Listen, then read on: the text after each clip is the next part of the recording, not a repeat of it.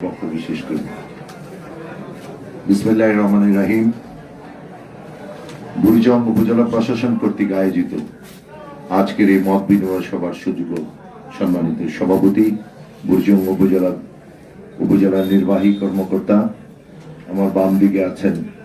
ভারপ্রাপ্ত কর্মকর্তা বুড়িচং উপজেলা, আর বিশেষ করে আমার সাথে আমাদের দলীয় নেতৃবৃন্দ আসছেন, বিশেষ করে এখানে উপজেলা বিএনপির সভাপতি, সাবেক উপজেলা চেয়ারম্যান জনাব এটিএম মিজানুর রহমান এবং আমাদের সিনিয়র নেতা, আমাদের অভিভাবক বুড়িচং উপজেলা বিএনপির সাবেক সভাপতি, সাবেক পিপি আহমদ তাইফুর সাহেব এখানে আছে। আমাদের অত্যন্ত প্রিয় মানুষ, আপনাদের প্রিয় মানুষ, বুড়িচং উপজেলা বিএনপির সাধারণ সম্পাদক কবির হোসেন, আমাদের সাবেক সাধারণ সম্পাদক আমাদের কামাল হোসেন এখানে আছেন। আর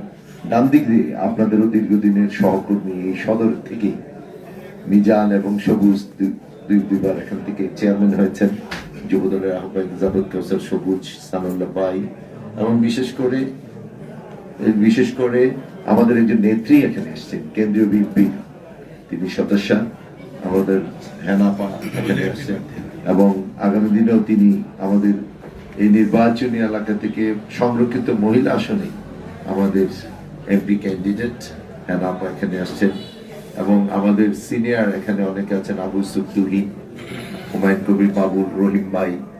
এবং আমাদের বালিখা টিপু সহ আমাদের সুযোগ্য আমাদের ইউনিয়ন পরিষদের চেয়ারম্যান বিন্দু, আর বিশেষ করে আমাদের প্রত্যেকটি ডিপার্টমেন্টের বিভাগীয় প্রধানগণ, সবাইকে আমার সালাম।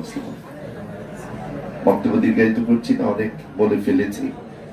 শুধু এতটুকু বলতে চাই, 12 তারিখে একাদশ জাতীয় সংসদ নির্বাচন কুমিল্লা 5 বুড়িচং ব্রাহ্মণপাড়া থেকে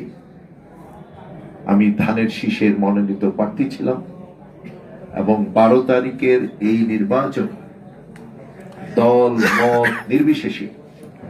আপনারা আমাকে ধানের শীষের প্রতীকে নির্বাচিত করেছেন। সেই জন্যে আল্লাহর কাছে শুকরিয়া আদায় করি, এবং আজকে